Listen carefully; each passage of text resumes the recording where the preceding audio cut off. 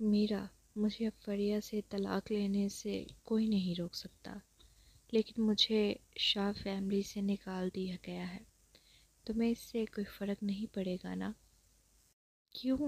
کیوں مجھے فرق پڑے گا؟ تم نے میری خاطر اتنی قربانیاں دی ہیں، میں بہت متاثر ہوں۔ میرا نے خود کو صبر سے روکا کہ وہ اسے کچھ برا کہہ نہ دے، پھر دھیمی آواز میں بولی، لیکن اگر مجھے پہلے معلوم ہوتا کہ تمہاری فیملی مجھ سے اتنی نفرت کرتی ہے تو میرا بس اور کچھ مت کہو۔ میں نے پہلے ہی فیصلہ کر لیا ہے، فریہ کے بچے کا مجھ سے کوئی تعلق نہیں ہوگا۔ زارون نے جھنجھلا کر اس کی بات کاٹ دی۔ فریہ کا ذکر آتے ہی میرا کا خون کھولنے لگا۔ ویسے تمہارے چچا نے اسے اپنی گود لی ہوئی بیٹی کیوں بنا لیا؟ مستقبل کے وزیر اعظم کی بیٹی، اگرچہ وہ حقیقی بیٹی نہیں تھی، مگر یہ پہچان اتنی طاقتور تھی کہ فریہ آسٹریلیا میں جو چاہے کر سکتی تھی۔ وہ مستقبل میں کسی بہت بڑی فیملی میں شادی بھی کر سکتی تھی۔ شاید میری فیملی نے اپنی شرمندگی مٹانے کے لیے ایسا کیا ہو۔ زارون بھی افسردہ تھا۔ چھوڑو، جو ہونا تھا ہو گیا۔ وہ عورت بہت چالاک ہے۔ آخر میں وہ اپنی مرضی کی چیز حاصل کرنے میں کامیاب ہو گئی۔ چھوڑ دینا، کیا یہ معاملہ اتنی آسانی سے ختم ہو سکتا تھا؟ میرا کا زور سے گالیاں بکنے کا دل چاہا۔ وہ فریہ سے شدید حسد کر رہی تھی۔ کیسے ایک گھٹیا عورت مستقبل کے وزیر اعظم کی بیٹی بن گئی؟ یہ حیثیت تو اسے ملنی چاہیے تھی۔ اگر ایسا ہوتا تو وہ زارون کو بھی چھوڑ سکتی تھی۔ ہاں، زارون آخرکار اس کے پاس واپس تو آ گیا تھا، مگر شاہ فیملی کی حمایت کے بغیر وہ اب کچھ بھی نہیں تھا۔ چاہے اوشر کارپوریشن کتنا بھی اچھا کرے، وہ اب محض ایک عام صدر تھا، اور شاہ خاندان نے اس سے تعلق ختم کر لیا تھا، جس کا مطلب تھا کہ کاروباری دنیا میں اس کے لیے آگے بڑھنا بہت مشکل ہو جائے گا۔ اب تو زارون میرا سے بھی غریب تھا۔ زارون، مجھے لگتا ہے کہ تم ابھی بہت پریشان ہو۔ بہتر ہوگا کہ آرام کرو، پھر شاہ فیملی سے معافی مانگنے جاؤ۔ باپ بیٹے کے درمیان کوئی رنجش رات بھر نہیں رہتی۔ یہ کہہ کر میرا نے فون کاٹ دیا۔ زارون حیران رہ گیا۔ وہ تو اس سے مزید بات کر کے اپنی پریشانی کم کرنا چاہتا تھا۔ کچھ دیر سوچنے کے بعد اس نے تنویر کو کال کی۔ تنویر، میرا موڈ بہت خراب ہے، آج رات باہر چل کر شراب پیتے ہیں، میں نہیں جا رہا۔ تنویر نے فوراً انکار کر دیا۔ کیا تم اب بھی میرے دوست ہو؟ زارون کو غصہ آ گیا۔ میں تمہاری حماقت پر مرنا نہیں چاہتا، تنویر نے اسے سیدھا سادہ سناتے ہوئے کہا۔ زارون، میں نے کبھی نہیں سوچا تھا کہ تم اتنے بے وقوف ہوگے۔ تم نے فریہ کو ابورشن پر مجبور کیا، یہاں تک کہ وہ سیڑھیوں سے گر گئی۔ آخر تم سوچ کیا رہے تھے؟ میں صرف میرا کو ایک وضاحت دینا چاہتا تھا۔ میں وہ بچہ نہیں رکھ سکتا تھا۔ میرا اور میں ہم مستقبل میں اپنے بچے پیدا کریں گے۔ زارون نے دفاع کیا۔ تو میں دعا کرتا ہوں کہ تم دونوں کے بچے ہو جائیں، لیکن یاد رکھنا، اب سے فریہ کے سامنے عزت سے پیش آنا۔ وہ مستقبل کے وزیر اعظم کی گود لی ہوئی بیٹی ہے، اس کا ایک لفظ تمہیں زمین پر گرا سکتا ہے۔ تنویر نے طنزیہ ہنسی کے ساتھ کال کاٹ دی۔ زارون شرمندگی اور مایوسی کے مارے زمین میں گر گیا۔ وہ تو صرف اپنے دل کی بات سن رہا تھا، پھر سب اسے چھوڑ کر کیوں جا رہے تھے؟ شام کے وقت صبرین کھانے کے برتن لے کر آئی۔ فریہ نے شرمندہ ہو کر اسے دیکھا۔ سبی، مجھے برا لگ رہا ہے کہ تم میری دیکھ بھال کر رہی ہو۔ کیوں نہ تم واپس چلی جاؤ، میں صوفیہ کو بلا لوں گی۔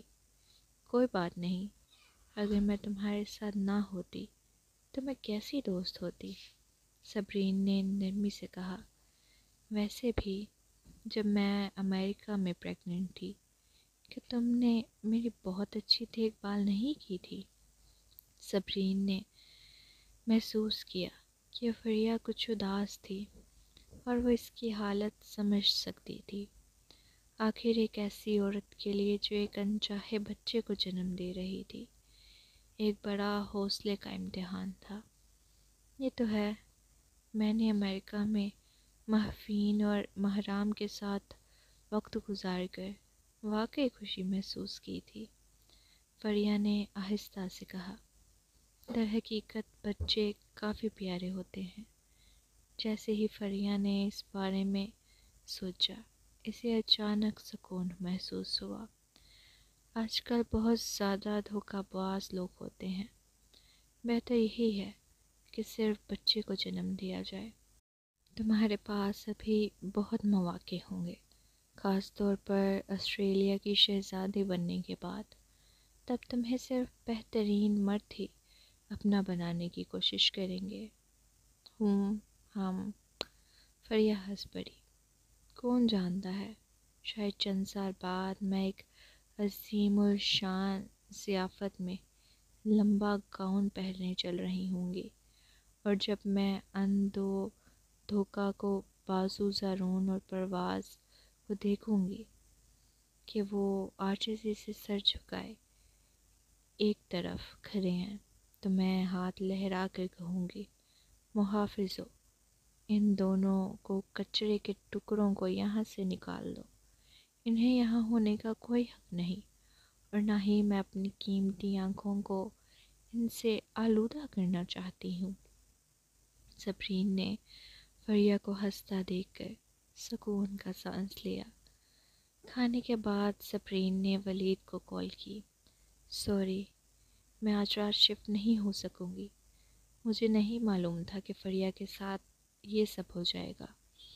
کوئی بات نہیں، وہ تمہاری دوست ہے، تمہیں اس کے ساتھ زیادہ وقت گزارنا چاہیے، ولید نے نرمی سے کہا۔ تم دونوں کس وارڈ میں ہو؟ میں آ کر ملاقات کر لیتا ہوں۔ اس کی ضرورت نہیں، آج بہت سے شاہ فیملی کے لوگ آئے تھے۔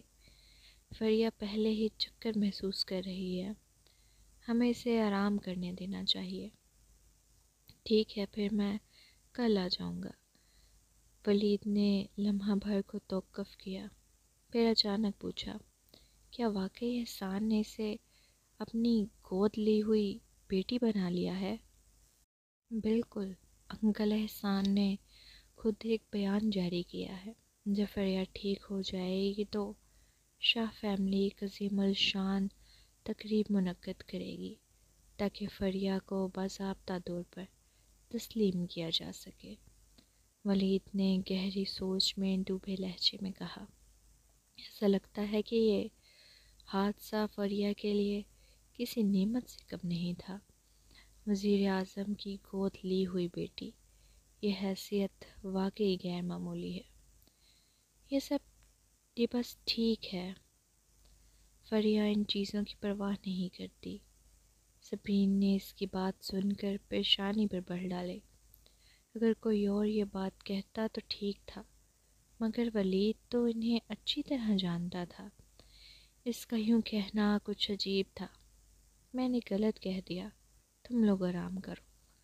صبرین جیسے ہی وارڈ میں واپس آئی، دروازے پر دستک سنائی دی۔ وہ مڑی اور دیکھا کہ شہزام اندر داخل ہو رہا تھا۔ سرد سفید روشنی اس پر پڑ رہی تھی۔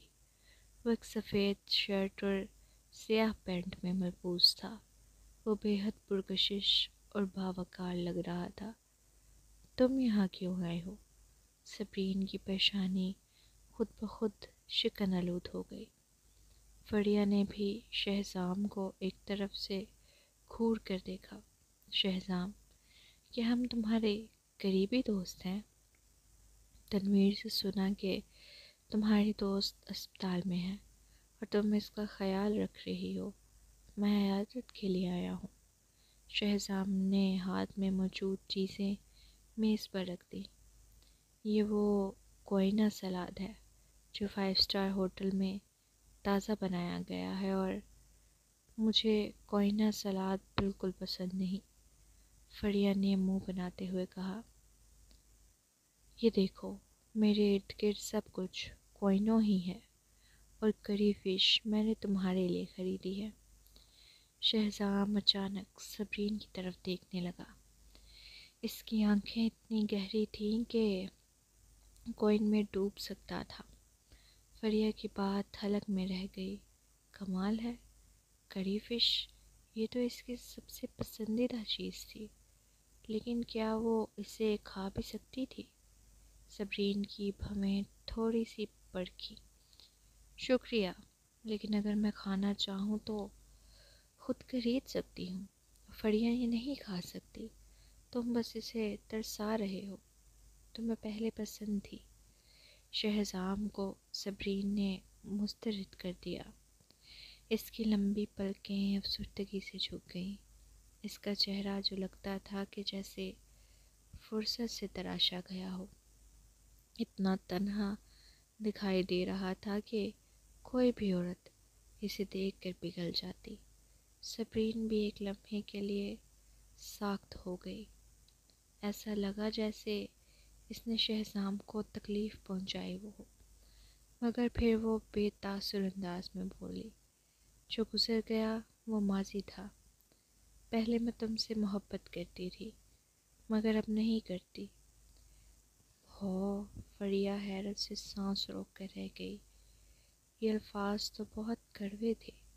جب اس نے شہزام کی باوقار اور خوبصورت چہرے پر سردی اور دکھ دیکھا تو دل ہی دل میں تالیاں بجانے کو جی چاہا۔ لیکن کیا شہزام کو غصہ نہیں آئے گا؟ صبرین نے شہزام کو غور سے دیکھا، جو ہاتھ میں پکڑے پلاسٹک بیگ کو مضبوطی سے دبا رہا تھا۔ اس کے ہاتھ کی پشت پر رگیں نمایاں ہو رہی تھی، مگر حیرت کی بات یہ تھی کہ وہ غصے میں نہیں آیا۔ اس نے خاموشی سے چیزیں میز پر رکھ دیں۔ اس کی عاجزی اور برداشت والی حرکتیں دیکھ کر فریہ تقریباً اندھی ہو جاتی۔ شہزام نے کری فش کا کنٹینر کھولا، دستانے پہنے اور انہیں ایک ایک کر کے چھیننے لگا۔ بڑے تازہ کری فش کی خوشبو پورے کمرے میں پھیل گئی، اور صبرین اور فریہ کے معدے بھوک سے گڑگڑانے لگے۔ شہزام، اگر تمہیں کھانے کا اتنا شوق ہے تو باہر جا کر کھاؤ، صبرین نے جھنجھلا کر کہا۔ میں تمہارے لیے چھیل رہا ہوں، جب کام مکمل ہو جائے گا تو چلا جاؤں گا۔ شہزام نے نظر اٹھائے بغیر جواب دیا۔ اگر تم نہ بھی کھاؤ تب بھی میں اپنی چھیل کر یہیں چھوڑ دوں گا۔ اس لمحے ایک اور شخص دروازے پر نمودار ہوا۔ یہ کیہان تھا۔ اس کے ہاتھ میں گلابی گلابوں کا گلدستہ اور کچھ تحائف تھے۔ اس کے چہرے پر حد سے زیادہ خوش اخلاقی والی مسکراہٹ تھی۔ اوہ صبرین، کتنی زبردست اتفاقی ملاقات ہے۔ کیہان، تم یہاں کیوں آئے ہو؟ صبرین کی پیشانی پر بل پڑ گئے۔ یہ سب فضول لوگ یہاں کیوں آ رہے ہیں؟ فریہ، کیا تم اسے جانتی ہو؟ میں اسے جانتی بھی نہیں، فریہ نے آنکھیں گھماتے ہوئے کہا۔ مگر کیہان نے جیسے کچھ سنا ہی نہیں۔ میں مس فریہ کی عیادت کے لیے آیا ہوں، سینیٹر شاہ کی گود لی ہوئی بیٹی۔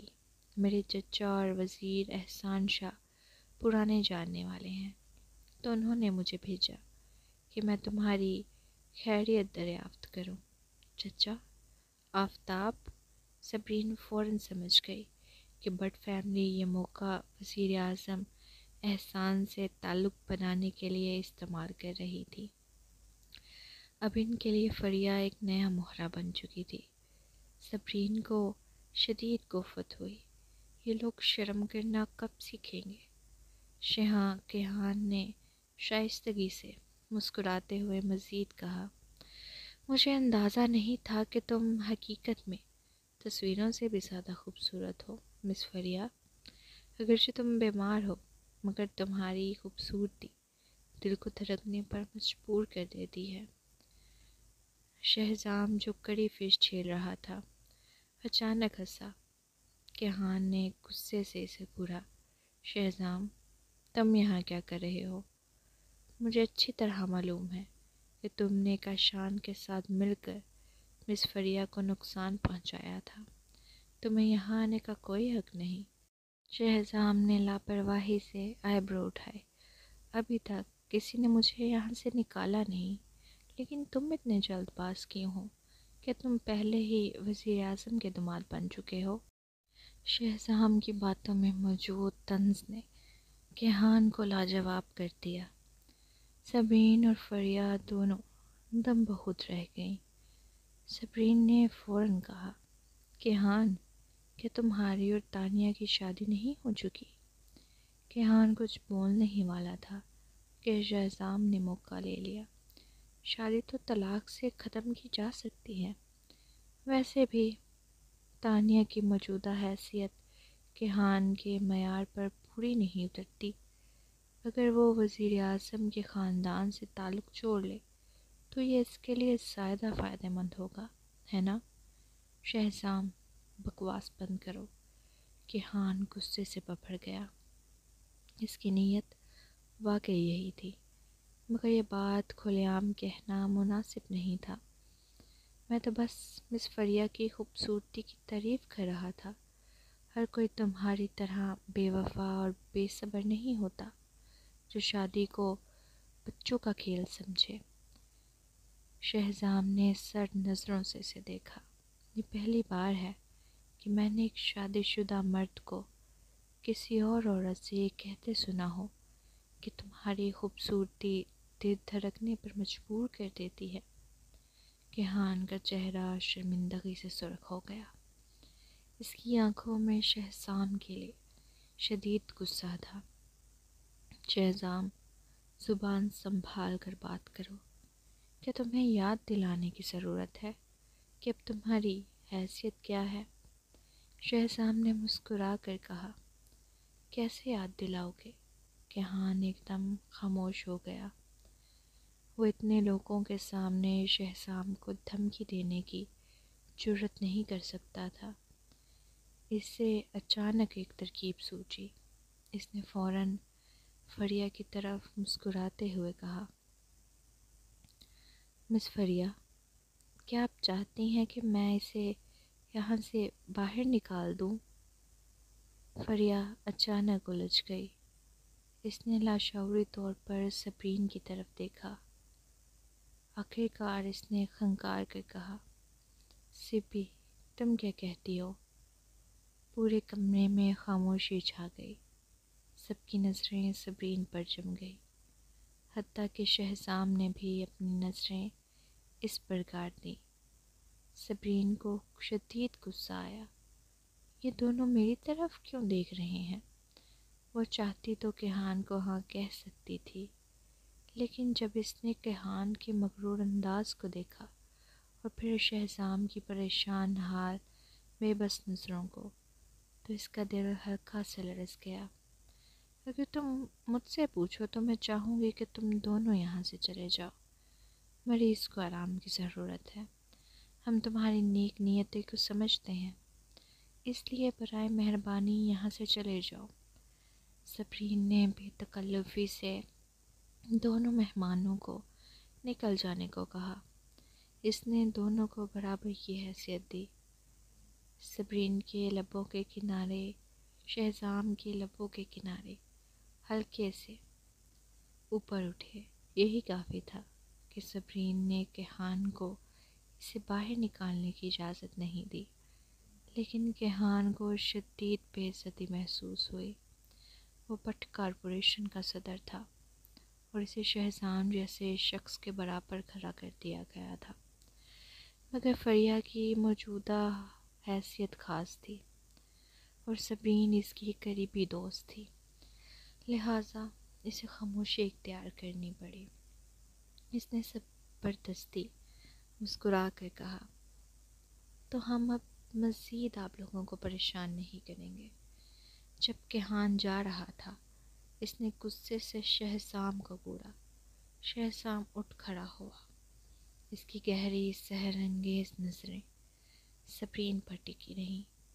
میں کری فش چھیل چکا ہوں، اب میں چلتا ہوں، وہ کہہ کر مڑ کر باہر نکل گیا۔ صبرین نے پیشانی دباتے ہوئے سر جھٹکا۔ شہزام اب مکمل طور پر نامرد ہو چکا تھا، پھر بھی وہ کیا چاہتا تھا؟ کہ شہزام پر کسی شیطان نے قبضہ کر لیا ہے؟ فریا جذباتی ہو گئی۔ یہ وہی شہزام ہے جسے میں پہلے جانتی تھی، وہ تو ہمیشہ مغرور رہتا تھا، خاص طور پر جب اس نے شادی کے دوران تمہیں زبردستی اٹھا لیا تھا۔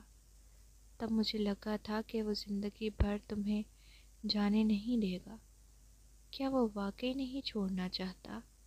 اب وہ کچھ کر بھی تو نہیں سکتا۔ فریا کی بات نے صبرین کو چپ کروا دیا۔ کیا سوری کارپوریشن کے زوال کے بعد اسے اتنا بڑا صدمہ پہنچا ہے؟ اچھا بس کرو، فضول قیاس سرایاں مت کرو۔ صبرین میز کی طرف بڑھی۔ وہ کری فش کو دیکھ کر انہیں کوڑے میں پھینکنا چاہتی تھی، مگر آخر میں اس نے ایک چکھ ہی لیا۔ ذائقہ برا نہیں تھا، اور آخر میں اس نے سب کچھ کھا لیا۔ جب کھانے سے فارغ ہوئی تو ماتھے پر بر پڑ گئے۔ مجھے واقعی اپنی قوت ارادی پر کام کرنے کی ضرورت ہے۔ Parking lot. شہزام جیسے ہی گاڑی کا دروازہ کھولنے لگا، کیہان کے طنزیہ لہجے نے اس کے قدم روک دیے۔ شہزام، تم نے اوپر میرے ساتھ بالکل بھی عزت والا سلوک نہیں کیا۔ شہزام نے سرد لہجے میں جواب دیا۔ تمہاری عزت کیوں کروں؟ کیہان نے پاگلوں کی طرح کہکا لگایا۔ شاید تمہیں ابھی تک سمجھ نہیں آیا کہ اب تمہیں میرے سامنے دم دبا کر بیٹھنا چاہیے۔ یہ کہہ کر وہ اپنی گاڑی میں جا بیٹھا۔ شہزام کی پیشانی پر ہلکی سی شکن نمودار ہوئی۔ جیسے ہی وہ اسپتال سے نکلا، اسے فوراً احساس ہوا کہ 3 گاڑیاں اس کا تعاقب کر رہی تھیں۔ اس کی آنکھیں سکڑ گئیں۔ اس نے فوراً رفتار بڑھا دی، مگر پیچھے کرنے والی گاڑیاں بھی ماہر ڈرائیورز کے ہاتھ میں تھیں۔ وہ بائیں اور دائیں سے اس کی گاڑی سے ٹکرانے لگیں۔ شہزام نے تیزی سے اسٹیئرنگ گھمایا۔ ایک تنگ راستے سے گزرتے ہوئے اس نے ایک گاڑی کو پیچھے دھکیل دیا۔ دوسری گاڑی کا ڈرائیور گھبرا گیا اور غلطی سے ایسکیلیٹر پر زور سے پاؤں رکھ دیا اور سامنے والی گاڑی سے جا ٹکرایا۔ شہزام نے ہلکی سی مسکراہٹ کے ساتھ یہ منظر دیکھا، پھر فوراً سمت بدلی، ایسکیلیٹر دبایا اور پوری رفتار سے وہاں سے نکل گیا۔ بکواس، ہم ناکام ہو گئے۔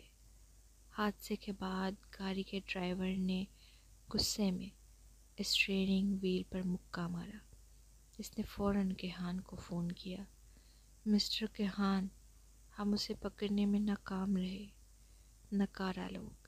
کیہان نے غصے میں فون بند کر دیا۔ Sorry corporation. شہزام سیدھا کمپنی پہنچا، جہاں زبیر پہلے سے انتظار کر رہا تھا۔ بڑے صاحب، جوشوا اور ٹوبیاس لیونا چھوڑنا چاہتے ہیں۔ اس ہفتے کتنے لوگ جا چکے ہیں؟ شہزام نے پرسکون لہجے میں پوچھا۔ زبیر نے اپنی مٹھی سختی سے بند کر لی۔ کافی دیر تک خاموش رہنے کے بعد اس نے ہمت جمع کی اور کہا، شہزام سر، دراصل میں بھی لیونا چھوڑنے کی درخواست دینے کا ارادہ کر رہا ہوں۔ شہزام کی گہری آنکھوں میں مایوسی کی ایک جھلک ابھری۔ کیوں؟ زبیر، میں امید کرتا ہوں کہ تم مجھ سے سچ بولوگے۔ کیا تمہیں کوئی بھرتی کر رہا ہے؟ نہیں۔ زبیر کچھ لمحوں کے لیے جھجکا، مگر آخرکار ایمانداری کا فیصلہ کیا۔ ماریا پریگننٹ ہے۔ لیونا میں اعلیٰ اور ماتحت ملازمین کے درمیان تعلقات کی اجازت نہیں ہے، اس لیے میں استعفیٰ دینا چاہتا ہوں۔ اس کے علاوہ میں اس زندگی سے کافی تھک چکا ہوں۔ میں مستقبل میں ماریا کے ساتھ ریٹائر ہونا چاہتا ہوں۔ ایسا ہے؟ شہزام حیران ہوا، مگر اسے یہ بات سمجھ میں آئی۔ سوری خاندان کے مالی حالات خراب تھے اور لیونا کو برقرار رکھنے کے لیے بڑی رقم درکار تھی۔ اس وقت اس کے پاس اتنے وسائل نہیں تھے۔ شاید بہتر یہی تھا کہ جو جانا چاہتے تھے انہیں جانے دیا جائے۔ جو رہیں گے وہی واقعی وفادار ہوں گے۔ تم جا سکتے ہو، شہزام نے پرسکون لہجے میں کہا۔ میں کسی اور کو تمہاری جگہ مقرر کر دوں گا۔ شکریہ۔ زبیر معذرت خواہ انداز میں مڑا اور چلا گیا۔ ویسے زبیر، شہزام نے اچانک کہا، جب ریحام کو گلی میں پھینکا گیا تھا، کیا تمہیں یقین ہے کہ کسی اور کو اس بارے میں پتہ نہیں چلا؟ زبیر لمحہ بھر کے لیے ٹھٹکا، مگر پھر بھی پرسم لہجے میں بولا، کسی اور کو علم نہیں تھا۔ ٹھیک ہے۔ زبیر کے جانے کے بعد ہادی بے چین ہو کر بولا، شہزام سر، آپ نے آخری سوال کیوں کیا؟ مجھے توقع نہیں تھی کہ ماریا اس کے بچے کی ماں بنے گی۔ شہزام نے آئی برو اٹھائے، اس کی آنکھوں میں ایک چمک تھی۔ میں ہمیشہ سمجھتا تھا کہ زبیر ایک وفادار اور سخت مزاج سپاہی ہے، مگر آج مجھے احساس ہوا کہ میں غلط تھا۔ اگر ایک آدمی پریگننٹ عورت کے لیے ریٹائر ہو سکتا ہے تو اس کا مطلب ہے کہ وہ عورت اس کے لیے بہت اہم ہے۔ تو تم بھول گئے ہو کہ ماریا نے ان 4 سالوں میں میرا کی حفاظت کی ہے۔ شہزام نے ہادی کو یاد دلایا۔ میرا کس قسم کی عورت ہے یہ تم اچھی طرح جانتے ہو۔ ان 4 سالوں میں ماریا ہمیشہ اس کے حق میں بات کرتی رہی۔ وہ دوسروں کے درمیان بدگمانیاں پیدا کرنے میں ماہر ہے۔ وہ اتنی سادہ نہیں ہے جتنا لوگ سمجھتے ہیں۔ میں نے اس پر شک کیا تھا، مگر زبیر پر بھروسہ تھا۔ ہادی فوراً سمجھ گیا، مگر اب ماریا زبیر کے بچے کی ماں بننے والی ہے۔ زبیر شاید آپ سے کچھ چھپا رہا ہو تاکہ ماریا کی حفاظت کر سکے۔ شہزام سر، کیا آپ چاہتے ہیں کہ ہم کسی کو زبیر کی نگرانی پر لگا دیں؟ کیسے لگاؤں؟ شہزام نے تلخ مسکراہٹ کے ساتھ کہا، لیونا میری آخری طاقت ہے، لیکن ایک بار جب زبیر چلا گیا تو مزید لوگ بھی جائیں گے، جانے کی کوشش کریں گے۔ دیکھتے رہو، جو آخر تک ساتھ دیں گے وہی سب سے وفادار ہوں گے۔ جب وقت آئے گا تو میں زبیر اور ماریا کی تحقیقات کرواؤں گا۔ رات 8 بجے ولید ایک سماجی تقریب سے فارغ ہو کر اپنی نجی گاڑی میں بیٹھا۔ اچانک اسے نے محسوس کیا کہ ڈرائیور حرکت نہیں کر رہا۔ اسے کچھ غلط محسوس ہوا۔ جیسے ہی اس نے گردن موڑنی چاہی، ایک بندوق اس کی کن پٹی پر رکھ دی گئی۔ ہلنے کی ضرورت نہیں، ایک آدمی نے خطرناک ہنسی کے ساتھ کہا، تم کون ہو؟ ولید نے اپنی آنکھ کے کنارے سے برابر بیٹھے شخص کی طرف دیکھا۔ وہ شخص سفید ماسک پہنے ہوئے تھا اور کافی خوفناک لگ رہا تھا۔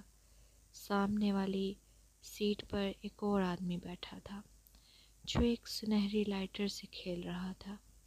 اس کی مضبوط جسامت نے گاڑی کے اندرونی حصے کو چھوٹا کر دیا تھا۔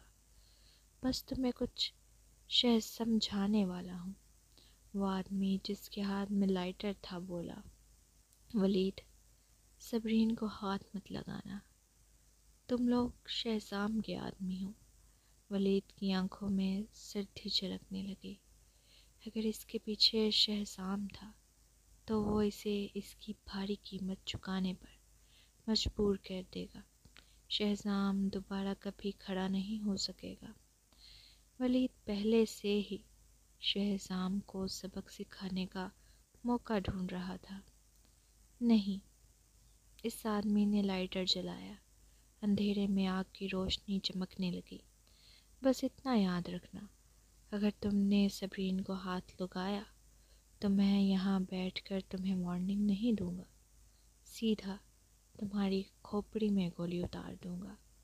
ولید کی مٹھیاں سختی سے بند ہو گئی۔ اس کا جسم غصے سے لرزنے لگا، مگر وہ آدمی جسے اس کی پرواہ ہی نہیں کر رہا تھا، اس کا لہجہ اب بھی سرد تھا۔ اب تم مجھے ختم کرنے کے بارے میں سوچ رہے ہو، ہے نا؟ لیکن کس کو بلاؤ گے؟ نیا ہے کہ قاتلوں کو؟